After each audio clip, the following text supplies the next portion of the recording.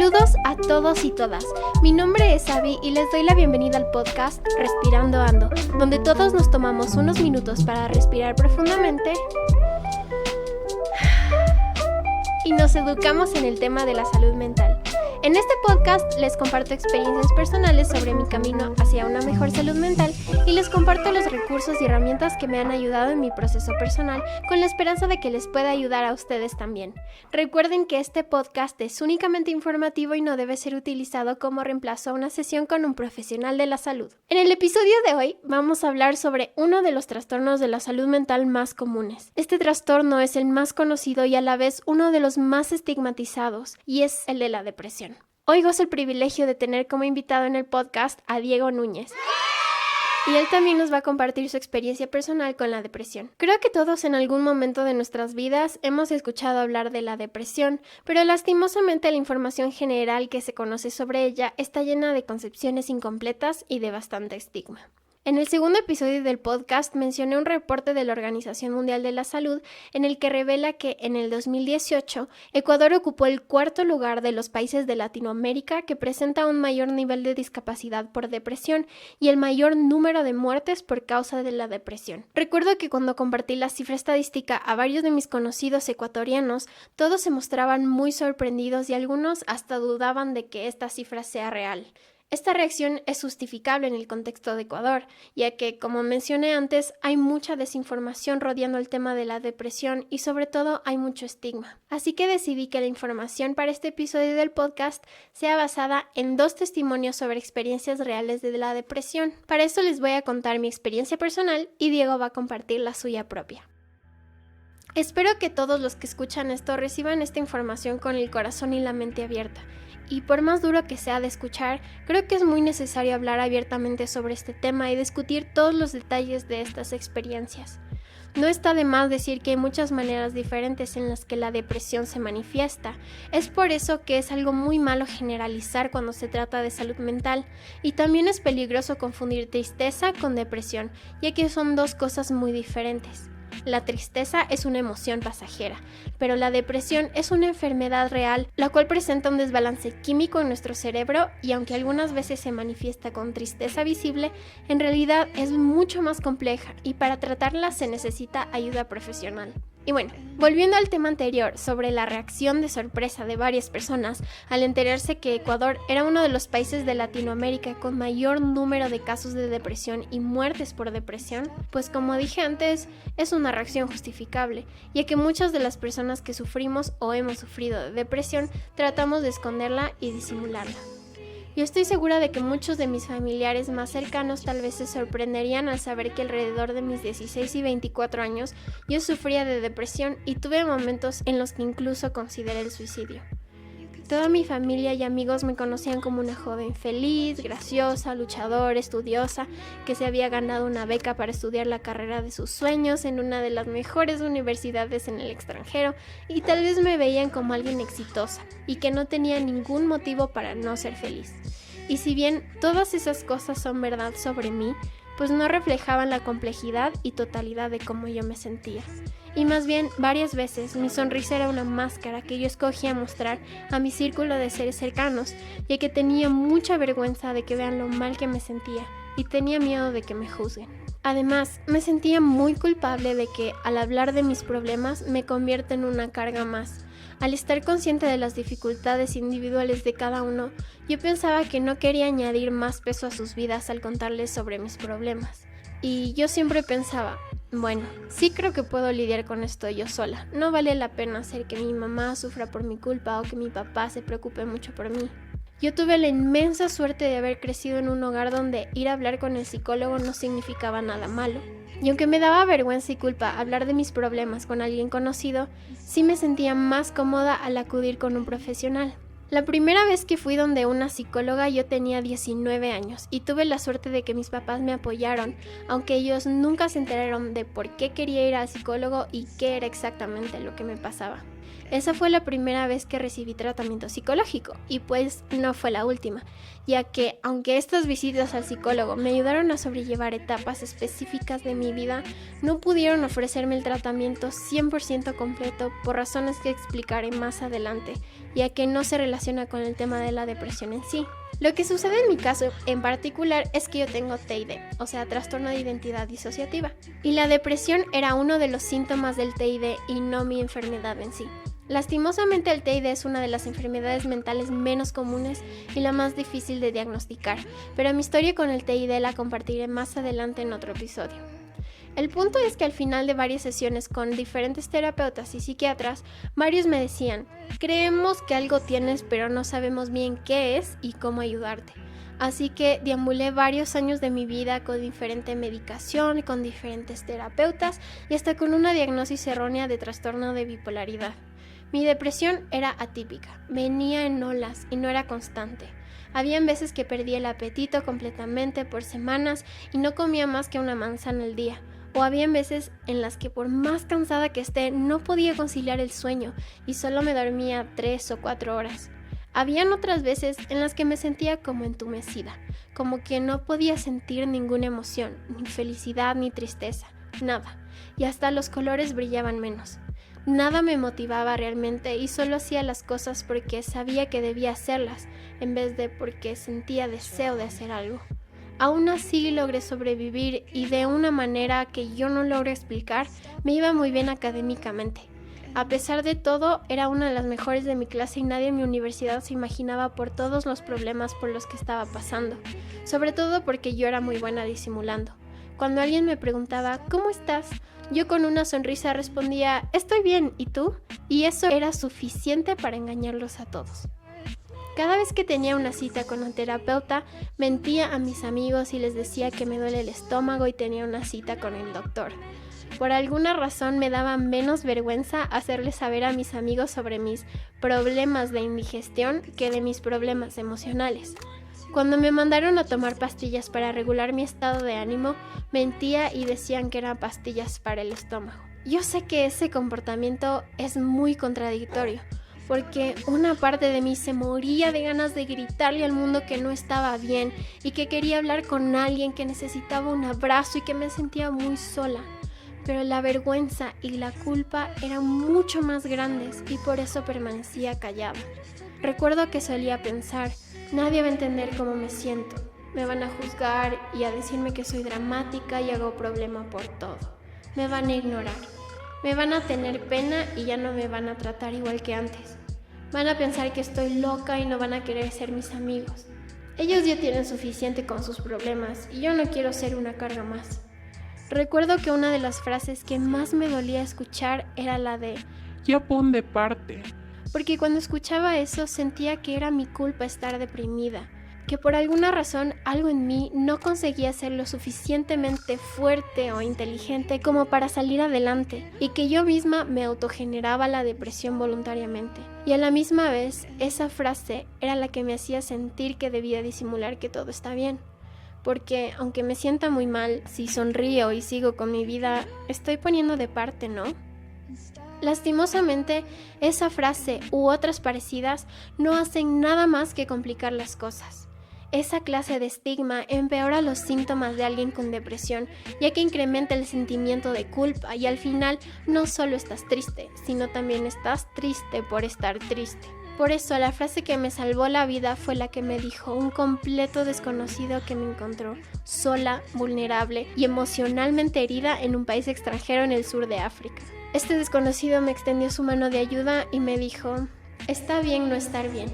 Y cuando escuché eso se me fueron 20,000 kilos de encima de los hombros. Y ese momento impulsó uno de los primeros pasos que di para mejorar y tratar verdaderamente mi salud mental. Este desconocido ahora es mi amigo y se llama John. Es un sacerdote irlandés que literalmente me salvó la vida cuando me encontró toda desolada en una iglesia en la capital de Zambia. Pero esa también es una historia para otro día. Desde ese momento en adelante tuve la oportunidad de trabajar con terapeutas y psiquiatras para mejorar verdaderamente mi salud mental. Ya es un año desde que tuve un episodio disociativo, ansioso y depresivo muy grande del cual casi no salgo viva.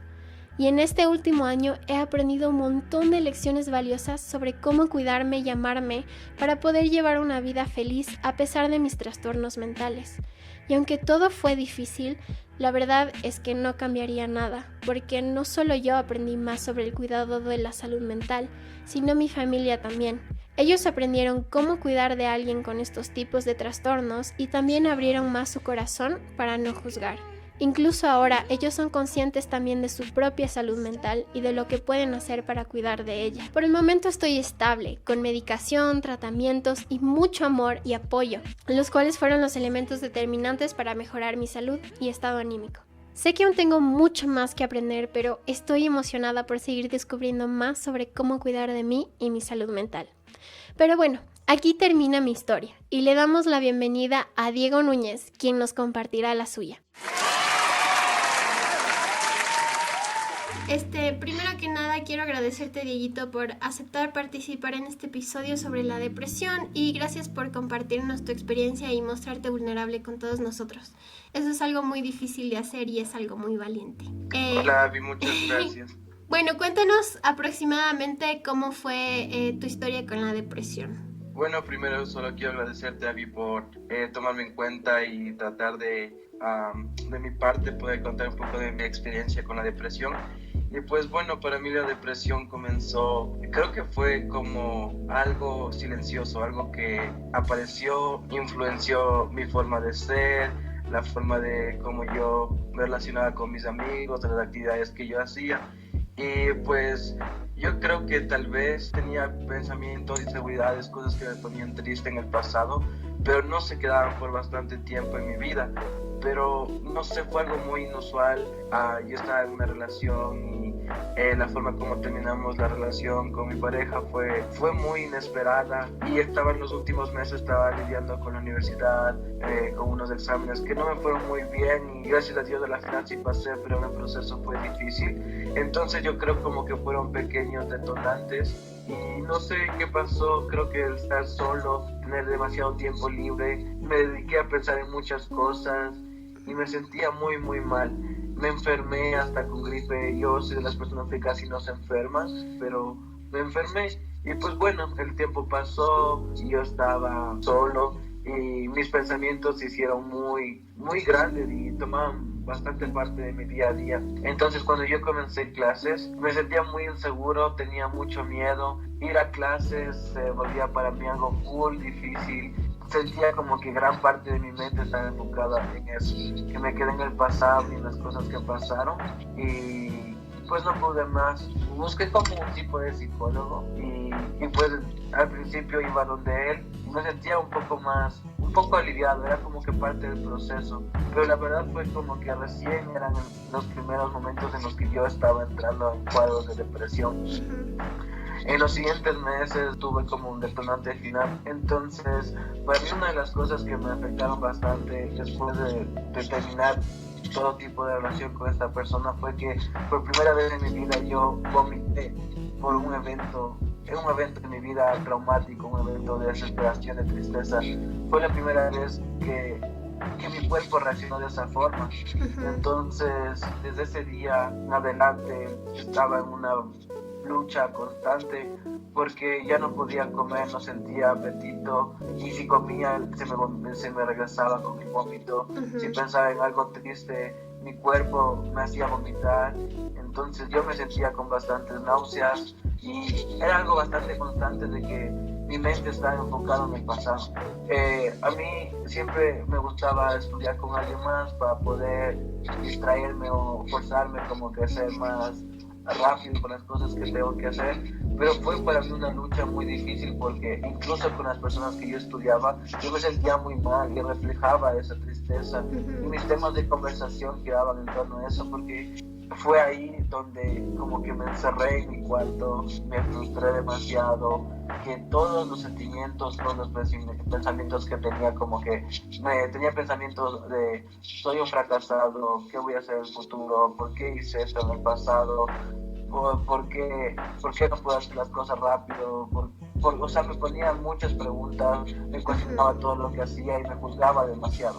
yo era la peor persona para mí y yo era el peor juzgador que pude haber tenido en la vida. Entonces en ese momento yo era el que me castigaba, hacía una cosa mal y me decía, siempre haces esto mal, por eso estás como estás. Entonces yo me sentí como atrapado en esa burbuja, y cuando estuve haciendo estos proyectos de escribir y de estar a full concentración, fue ahí donde perdí incluso mi tiempo de dormir, mi horario de comer, de cambiarme, de salir. Me encerré tanto en mi cuarto que exploté en el punto de que me sentía que no tenía una razón para vivir, me sentía que era un fracasado, que en verdad soy un inútil y que todo lo que hago lo hago mal.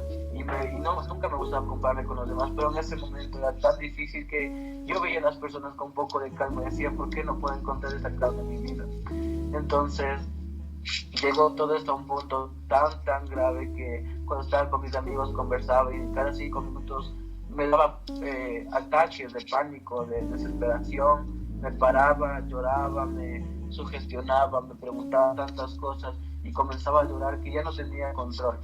En este momento todos mis pensamientos tomaron control de mi vida. Todo lo que quedaba en mi mente en ese momento era tan vívido que no se iba, y que eso era como que me sugestionaba bastante y yo no sabía qué hacer, lloraba como con desesperación. Ahí fue la parte en que mi amiga se llama Pame, ella tomó la decisión porque me decía, Diego, ya no sé qué hacer, hemos hecho de todo, ya no sabemos qué hacer, tú has ido también, no, es que no has puesto de parte porque tú has hecho todo lo que te hemos sugerido y la verdad ahorita ya no sabemos qué hacer. Entonces fue ahí como que recurrimos a ti, Abby, porque de una otra forma nosotros sabíamos que tú habías pasado por situaciones similares y me dije, bueno, sí, dámosle a Abby porque ni yo tampoco sé qué hacer. Y pues ahí fue como que un cambio total a la historia, porque la forma en la que cuando comencé a hablar contigo fue como que a través de la respiración, de la meditación, no tanto enfocarte en el problema y buscar la solución del problema, sino como darle un cambio en el que tú puedas encontrar un poco de relajación para que tu mente se libere un poco.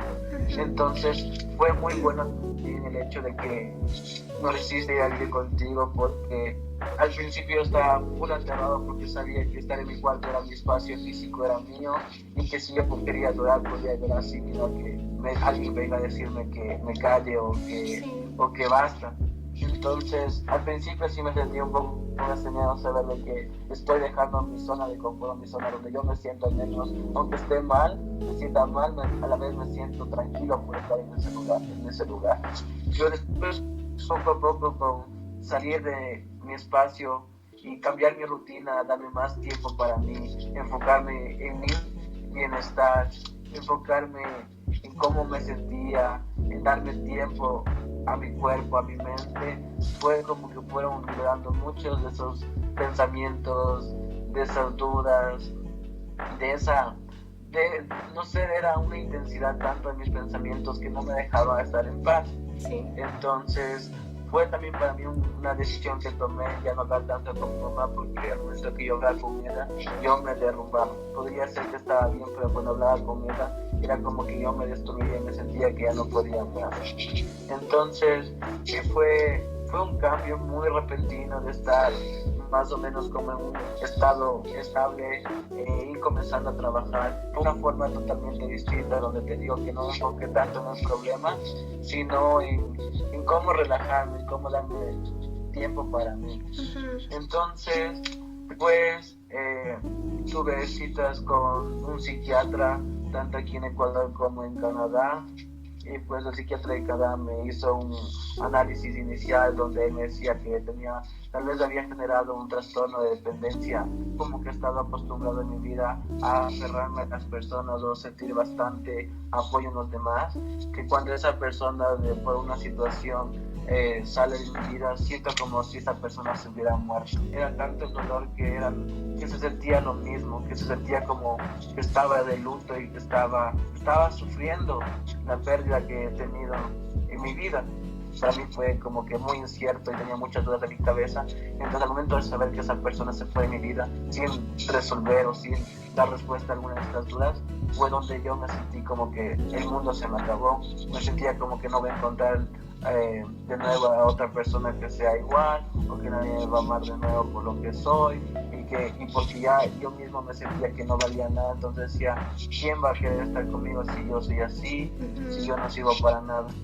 Entonces, más o menos eso es un resumen como de la historia, hasta el momento en el que llegué a darme cuenta del problema y he tomado mi problema de la depresión desde otro punto de vista, desde otra perspectiva, donde gracias a ti también por tu ayuda y en verdad, de la forma que menos pensé que iba a ser beneficioso, lo fue, porque no necesariamente me enfoqué en cómo salir de la depresión, sino me enfoqué en mí mismo, me enfoqué en dar espacio a la mente para que yo tenga también la oportunidad de pensar y de analizar las cosas que están viniendo en mi vida, pero con más tranquilidad. Qué chévere, Dieguito, gracias por compartir toda tu experiencia. Y tú fuiste diagnosticado con depresión, ¿verdad? Sí, la verdad, cuando estaba con la medicación, tenía medicación para la depresión y también tuve medicación para la ansiedad. ¿Y cómo sientes que cambió tu autopercepción después de que fuiste diagnosticado con depresión? Pues bueno, la verdad fue como que al principio yo me daba cuenta y decía que tal vez me siento como que no era yo mismo y me sentía muy bajoneado, demasiado bajoneado, y al momento que me dijeron que tenía depresión, a la vez fue como que un golpe, pero también fue un alivio porque al menos sabía que de una forma iba a recibir la ayuda que necesitaba. Y el también enterarme de otras personas que han pasado por lo mismo, me sentía como que no estaba solo, y como que es algo que nos puede pasar y que no es lo peor del mundo, y que está bien no estar bien todo el tiempo. Entonces sí, la verdad creo que el momento de que ya me dijeron esta condición de depresión fue como que un periodo bastante largo, y había sido un proceso en el que tal vez yo cuando me llegué a enterar ya estuve preparado. Pero sí tengo que decir y aclarar que para llegar a ese momento pasé por un abismo en el que tal vez yo creí que no iba a salir, que el abismo fue tan grande que para mí el suicidio fue una idea que llegó a mi cabeza, y aunque yo no lo planifiqué y no tenía intenciones de planificarlo, el suicidio estaba muy presente en mi mente, que no me dejaba estar en paz, y que la verdad yo estaba encontrando esa como la única solución para mis problemas y para cómo me sentía. Y pues ahorita la forma que puedo decir no se siente tan duro, tan real, porque en este momento, gracias a Dios y gracias a todo lo que he estado haciendo, no me siento de la misma forma en la que me sentía hace un par de meses. Y con esto quiero decir que hay una gran diferencia, hay una diferencia enorme entre cuando estás en depresión y cuando sientes que el mundo se acaba, a cuando vives con la depresión y sabes que pasaste por algo y estás haciendo algo al respecto, y encuentras un poco de paz y te conoces a ti mismo y te vuelves a dar cuenta de que el suicidio en sí no es la solución al problema. ¿Y cuáles son las cosas que has implementado en tu vida que te han ayudado a sobrellevar tu trastorno? Pues la verdad, al principio para mí sí tengo que aceptar que fue tan grave el problema en mi situación que la medicación fue como que una ayuda enorme para mi problema, pero también tengo que decir que no es simplemente la medicación, sino algunas otras cosas que le llevas a la mano. Por ejemplo, para mí la meditación, al principio yo pensaba que iba a quedar dormido, que no me iba a ayudar, pero la verdad yo creo que la meditación es una herramienta muy muy poderosa, que de formas que tú no crees, que piensas que te está ayudando, pero en verdad hace mucho por la mente, hace mucho para darte el tiempo de respirar. Y aprendí que solo con el hecho de respirar, de enfocarme en mi respiración, ayuda a que la mente se libere y a que encuentres un poco de relajación y paz, que cuando estás con depresión esa paz no está presente todo el tiempo. Y yo cuando estaba con depresión, yo me sentía con mucha desesperación de encontrar paz, y decía, yo solo quiero estar tranquilo, encontrar paz y no comenzar a cuestionarme tanto. Claro. no sentirme tan triste. Y es de eso lo que te brinda la meditación, ayudar a que tú, mediante la respiración, encuentres un poco de esa paz, de esa liberación de la mente.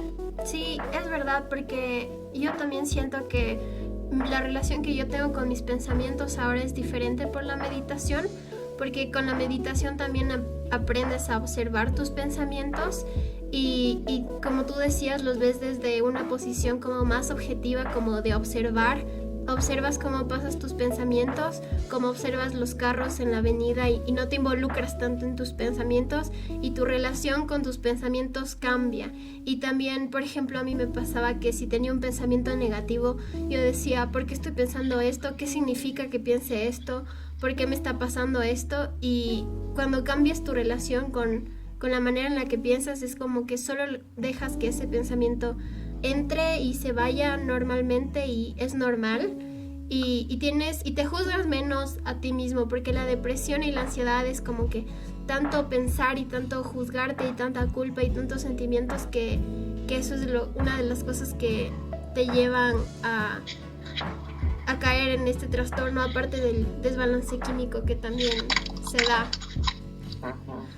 Sí, estoy totalmente de acuerdo, es exacto como tú dijiste. Los pensamientos en verdad son muy poderosos, la mente es muy poderosa y por eso creo que es importante como que cuidar de nuestra mente, cuidar de nuestra salud mental, porque, o sea, mi historia creo que con la depresión ha sido más larga de lo que parece, porque de una u otra forma yo reconozco que desde el primer año en la universidad yo creo que pasé por cuadros de depresión porque yo pasaba por cosas similares y fue tanto el punto que mi salud física estuvo también comprometida. Comencé a desarrollar un dolor en el brazo izquierdo que me venía hasta el pecho y que la primera vez que tuve ese dolor yo pensé que me iba a dar un paro cardíaco. Entonces yo también fui a la recepción de la residencia a que llamen una ambulancia, así, porque yo me sentía que me iba a morir, que iba a dar un paro cardíaco. Pero después de un tiempo fue como que me acostumbré al dolor. Y es feo porque te das cuenta que no estás enfermo, pero es tu mente la que tiene el poder y que está enferma. En cierto punto estás enfermo, pero enfermo en tu salud mental. Entonces tu salud mental se puede presentar de manera física. Y creo que también es tan grande la mente en saber que no está bien y te da señales a través de cosas físicas para que uno como que tome conciencia, porque la verdad, si no se hace algo al respecto, yo creo que te lleva a tener consecuencias muy, muy negativas con tu propia salud física. Entonces yo creo que tanto la salud física como la salud mental están relacionadas y van de la mano. Sí. Entonces saber que al no sentirme bien, como te dije, desarrollé este dolor en el brazo izquierdo y después comencé con el vómito. Entonces eran cosas que jamás en mi vida me habían pasado antes y al saber que por caer en depresión o por tener algún problema con mi salud mental se esté presentando de forma física que incluso me impedía hacer las cosas que tenía que hacer el día a día, era bastante abrumador y al tener esas cosas físicas me hacía acuerdo más aún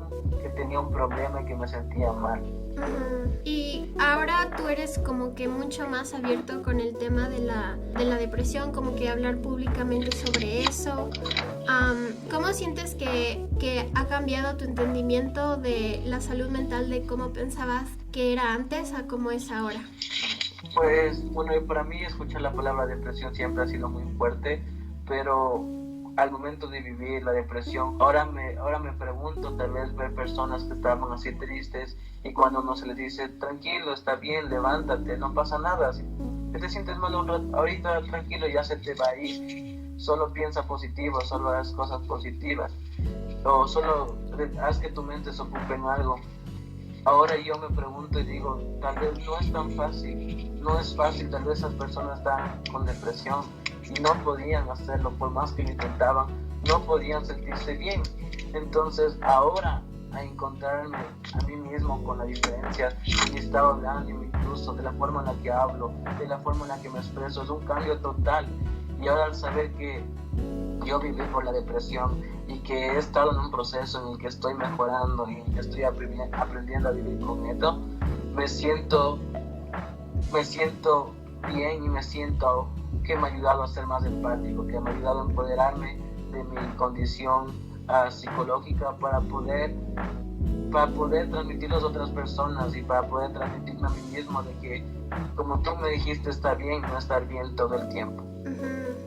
¿Y cuál es una de las cosas que descubriste una vez que comenzaste a hablar más abiertamente sobre la depresión? Porque, por ejemplo, cuando yo comencé a hablar más abiertamente sobre mi salud mental, sobre mis problemas con la ansiedad y sobre mi historia con la depresión, me di cuenta de cuántas personas también pasaban por cosas similares, que era algo que yo para nada me imaginaba. O sea, según yo era solo yo la que pasaba por esas cosas, pero al hablar abiertamente me di cuenta de incluso cuántas personas en mi familia han pasado por cosas similares a las mías, pero nunca me había enterado hasta que yo dije algo. No sé si te pasó algo parecido a ti. Exacto, sí, de igual, o sea, yo pensé que en ese momento era el único que pasaba por algo tan difícil, que me sentía tan sumergido en la tristeza y con estos pensamientos muy negativos. Pero al momento de saber que, al momento de pasar por este proceso, hablar con las psicólogas, me di cuenta que no soy el único y que hay muchas personas que viven con depresión, y que tal vez hay personas que viven con la depresión por mucho tiempo y que muchas veces la depresión es el causante de no progresar tal vez, o tener actitudes un poco negativas con los demás, y es difícil de comprender porque uno piensa muchas veces que tal vez solo la personalidad de esas personas que ellos quieren vivir así, es su elección de vivir así, y no necesariamente es así.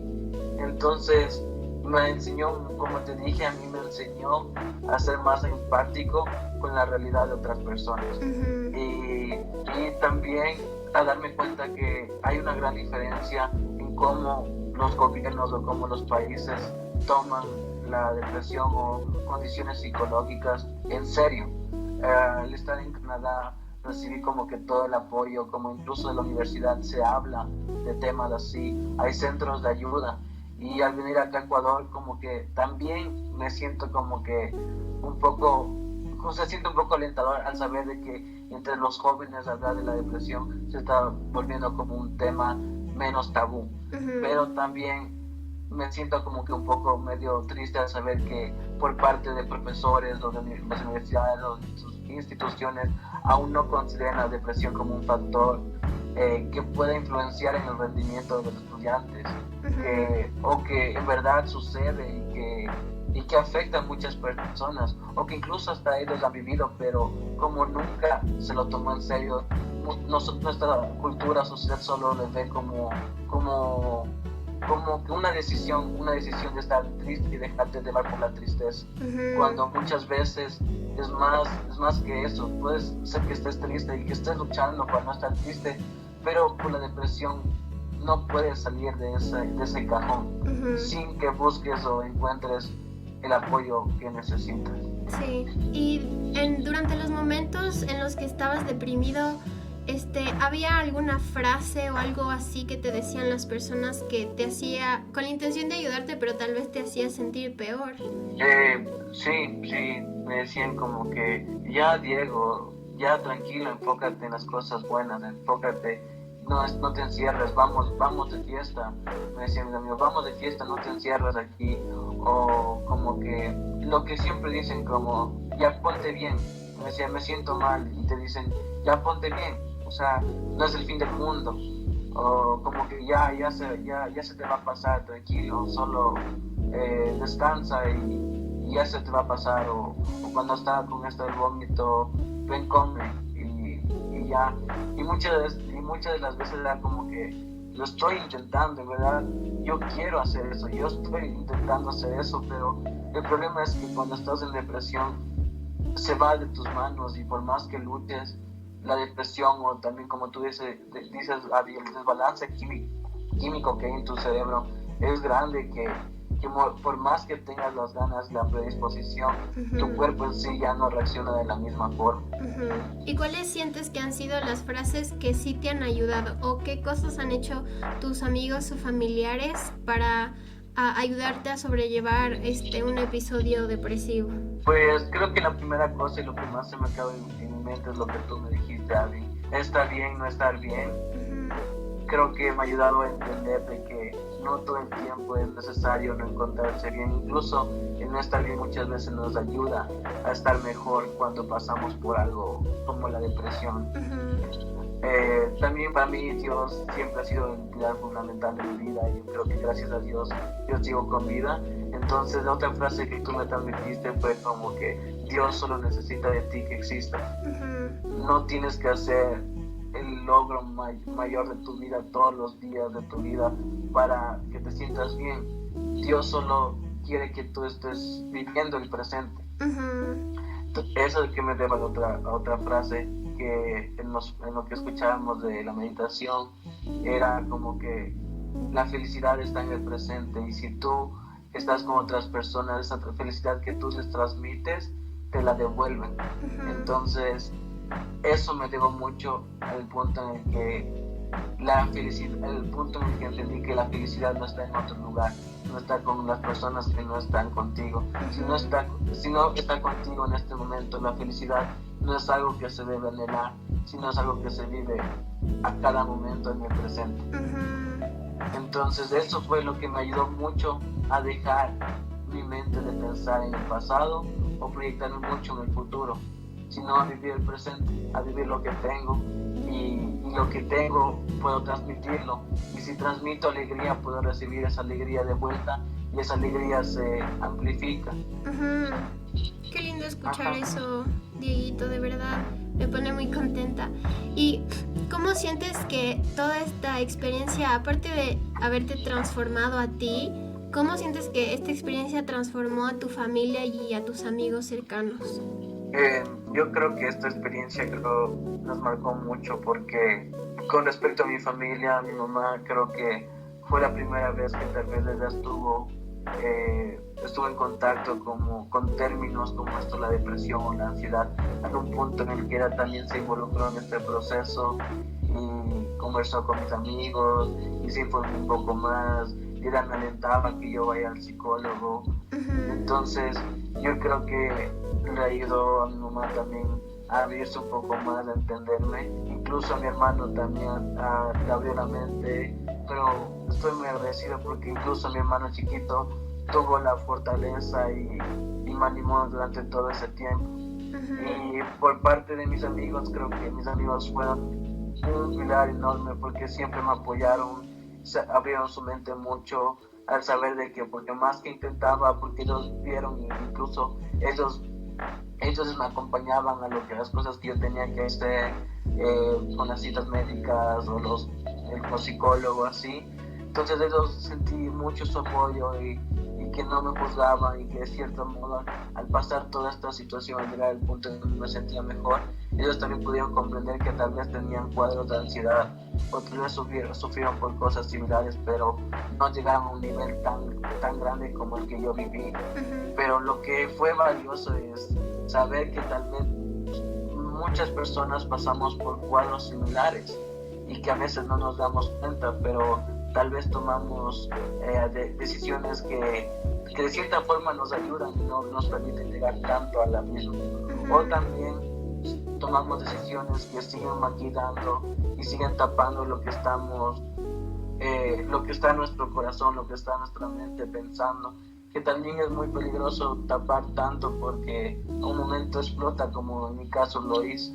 ¿Y qué sientes que es algo que podría hacer tu familia y amigos para ayudarte en tal vez si es que en el futuro atraviesas otro episodio depresivo o de ansiedad? ¿Cuáles son las herramientas que sientes que ellos pueden utilizar para ayudarte? Yo creo que abrirse a escucharme, es decir que no estoy bien y aceptar de que tal vez en ese momento no estoy bien y necesito buscar ayuda, y muchas veces esa ayuda, creo que para mí la ayuda que es mejor es la profesional. Entonces yo creo que lo más valioso es decir a mi familia y a mis amigos que el permitirme hablar y que ellos me escuchen como me siento en ese momento es lo único que tal vez pueden hacer para ayudarme, porque yo sé cuán importante es pedir ayuda. y que muchas veces decimos pedir ayuda es fácil, pero cuando estás con depresión pedir ayuda también sea muy difícil. Entonces sí, yo creo que lo que pueden hacer es escuchar. Muy bien, Dieguito, esas son todas las preguntas que tengo para ti. Muchas gracias, David. Gracias de verdad a ti. Me siento muy feliz de poder contar esta historia.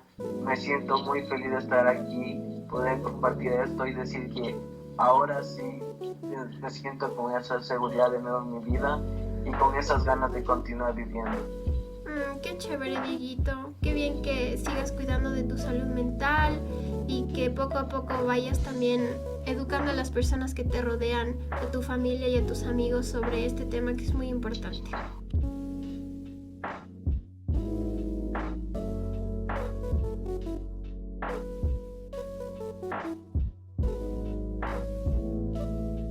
Y bueno, eso es todo por el episodio de hoy.